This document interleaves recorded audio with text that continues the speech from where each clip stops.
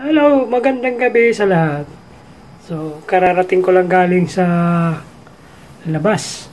So, nagugutom na ako kaya magluluto muna ako ng tikoy. Abangan nyo guys ha. Buko pandan tong flavor ng ating tikoy. So, nailagay ko na kanina yung tikoy ko. Nilagyan ko ng ito. Ngayon guys, babalik na rin na natin kasi para makita natin kung luto na yung likod. Okay? Antay lang.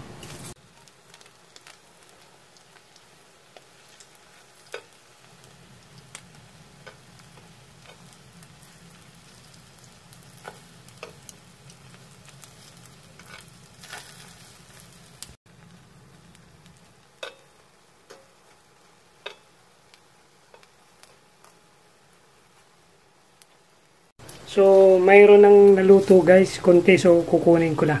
At siyempre, alam niyo, nakakainin ko.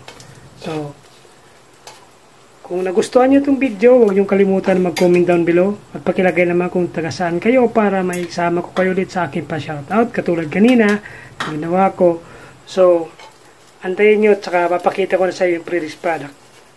Tapos, kain na tayo, ha? Okay.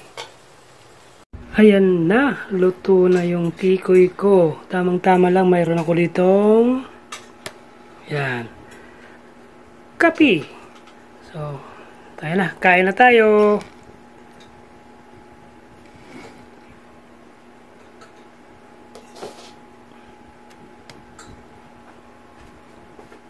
Mayroon ditong pang likwat, kumbaga. So, unahin natin ito ha.